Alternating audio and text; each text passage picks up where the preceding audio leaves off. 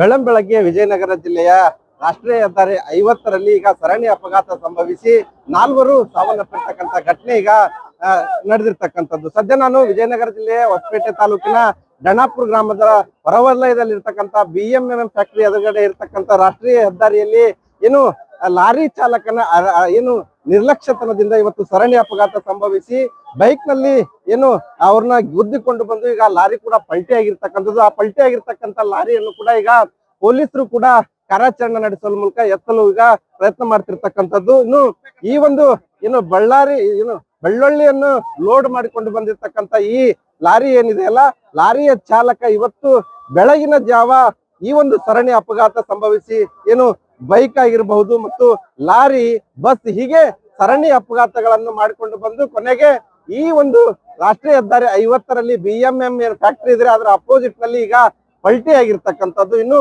ಪಲ್ಟಿ ಆಗುವುದಕ್ಕೂ ಮುನ್ನ ಅಲ್ಲಿ ಕೆಳಗಡೆ ಬೈಕ್ ಕೂಡ ಈಗ ಅಪ್ಪಚ್ಚಿ ಆಗಿರ್ತಕ್ಕಂಥದ್ದು. ಬೈಕ್ ನ ಒಂದು ವೀಲ್ ಕೂಡ ಕಾಣ್ತಾ ಇದೆ, ಕಟ್ ಆಗಿ ಸಿಲುಕಿಕೊಂಡಿರ್ತಕ್ಕಂಥದ್ದು. ಆ ಹಿನ್ನೆಲೆಯಲ್ಲಿ ಪೊಲೀಸರು ಕೂಡ ಕೆಳಗಡೆ ಯಾರಾದ್ರೂ ಇಲ್ಲಿ ಸಿಲುಕಿಕೊಂಡಿದ್ದಾರ, ಮೃತದೇಹಗಳೇನಾದ್ರೂ ಇದಾವ ಅನ್ನುವಂತ ಶಂಕೆಯಿಂದ ಈಗ ಕಾರ್ಯಾಚರಣೆ ಕೂಡ ಮಾಡಲು ಕೂಡ ಮುಂದಾಗಿರ್ತಕ್ಕಂಥ ಖುದ್ದು ವಿಜಯನಗರ SP ಅವರಾಗಿರ್ತಕ್ಕಂಥ S ಜಾನ್ವಿ ಅವರ ಮುಂದಾಳತ್ವದಲ್ಲೇ ಮುಂದೆ ನಿಂತು ಈಗ ಆ ಒಂದು ಲಾರಿಯ ತೆರವು ಕಾರ್ಯಾಚರಣೆ ಹಾಗೂ ಮತ್ತು ಮೃತದೇಹಗಳನ್ನು ಹುಡುಕುವಂತ ಕೆಲಸ ಕೂಡ ಮಾಡ್ತಾ ಇರ್ತಕ್ಕಂಥದ್ದು. ಇನ್ನು ಈ ಒಂದು ಲಾರಿಯನ್ನ ಎತ್ತುವ ಕಾರ್ಯಾಚರಣೆ ನೋಡ್ಲು ಕೂಡ ಈಗ ಸಾಕಷ್ಟು ಜನರು ಕೂಡ ನೆರೆದಿರ್ತಕ್ಕಂಥದ್ದು. ಇಲ್ಲಿ ದೃಶ್ಯಾವಳಿ ಕೂಡ ನೋಡ್ಬೋದು, ಸಾಕಷ್ಟು ಜನರು ಕೂಡ ಇಲ್ಲಿ ಈ ಒಂದು ಕಾರ್ಯಾಚರಣೆ ನೋಡ್ಲು ಕೂಡ ಈಗ ಮುಗಿ ಬಿದ್ದಿರ್ತಕ್ಕಂಥದ್ದು. ಈ ಒಂದು ಜನರನ್ನು ಕೂಡ ಈಗ ನಿಯಂತ್ರಣ ಮಾಡಲು ಕೂಡ ಪೊಲೀಸರು ಕೂಡ ಸಾಕಷ್ಟು ಹರಸಾಹಸ ಮಾಡ್ತಾ ಇದ್ದಾರೆ.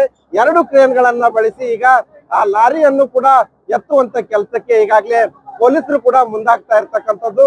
ಈಗಾಗಲೇ ಈ ಒಂದು ಲಾರಿಯನ್ನ ಒಂದು ಕಡೆಯಿಂದ ಮತ್ತೊಂದು ಕಡೆ ಬದಿಯಲ್ಲಿ ಈಗಾಗಲೇ ಎತ್ತಿ ಇಡಲಾಗಿದೆ. ಹಾಗಾಗಿ ಕೆಳಗಡೆ ಯಾವುದಾದ್ರೂ ಬಾಡಿ ಇದಾವ ಇಲ್ವಾ ಅನ್ನುವಂತ ಶಂಕೆಯನ್ನು ಕೂಡ ಇಲ್ಲಿ ವ್ಯಕ್ತವಾಗ್ತಾ ಇರೋದ್ರ ತೀವ್ರ ಶೋಧವನ್ನು ಕೂಡ ಮಾಡ್ತಾ ಇರ್ತಕ್ಕಂಥದ್ದು. ಈಗಾಗಲೇ 4 ಸಾವನ್ನಪ್ಪಿರ್ತಕ್ಕಂಥವ್ರನ್ನ ಏನು ಹೊಸಪೇಟೆಯ ಸರ್ಕಾರಿ ಆಸ್ಪತ್ರೆಗೆ ಏನು ಶವಾಗಾರಕ್ಕೆ ಕೂಡ ರವಾನೆ ಮಾಡಿರ್ತಕ್ಕಂಥದ್ದು. ಇನ್ನು ಹಲವಾರು ಗಾಯಾಳುಗಳನ್ನು ಕೂಡ ಈಗಾಗಲೇ ಹೊಸಪೇಟೆಯ ಸರ್ಕಾರಿ ಆಸ್ಪತ್ರೆಗೆ ರವಾನಿಸಿ ಅಲ್ಲಿ ಗಾಯಾಳುಗಳಿಗೆ ಚಿಕಿತ್ಸೆಯನ್ನು ಕೂಡ ಈಗಾಗಲೇ ಮಾಡಲು ಮುಂದಾಗ್ತಾ ಇರ್ತಕ್ಕಂಥದ್ದು. ಈ ಒಂದು ಏನು ಸರಣಿ ಅಪಘಾತದಿಂದಾಗಿ ಈಗಾಗಲೇ 4 ಸಾವನ್ನಪ್ಪಿ ದುರಂತ ಸಂಭವಿಸಿರ್ತಕ್ಕಂಥದ್ದು.